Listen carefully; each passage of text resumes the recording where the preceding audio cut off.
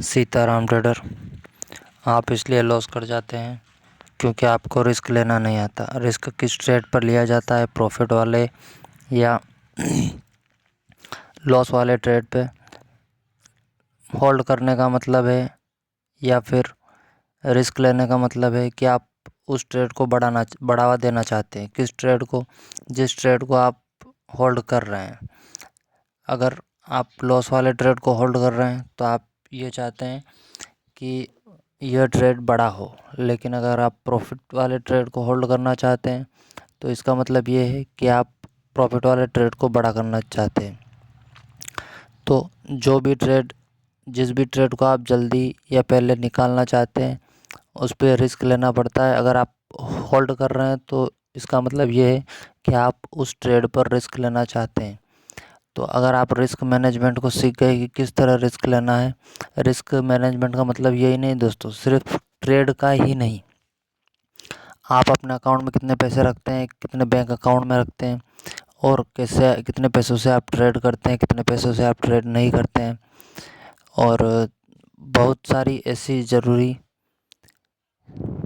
जैसे market gap up gap down होता है, उस वक्त अगर आपके पैसे लगे हों तो आप कितने का प्रॉफिट कर रहे हैं, कितने का लॉस कर रहे हैं। रिस्क मैनेजमेंट, अगर चार्ज वगैरह आपके जोड़ जाड़ के जो कुछ भी निकलेगा वो मेरे ख्याल से लॉस में ही निकलेगा। तो सबसे पहले आपको रिस्क मैनेजमेंट सीखना बहुत ज़रूरी है।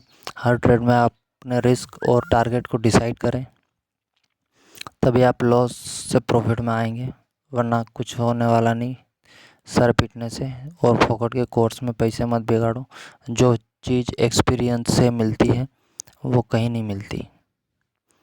तो मैं यही कहना चाहता हूँ, अगर आप रिस्क लेना सीख गए, देखिए ट्रेड आप जब एंट्री बनाएंगे मार्केट में तब आपके लिए ट्रेड खड़ा है।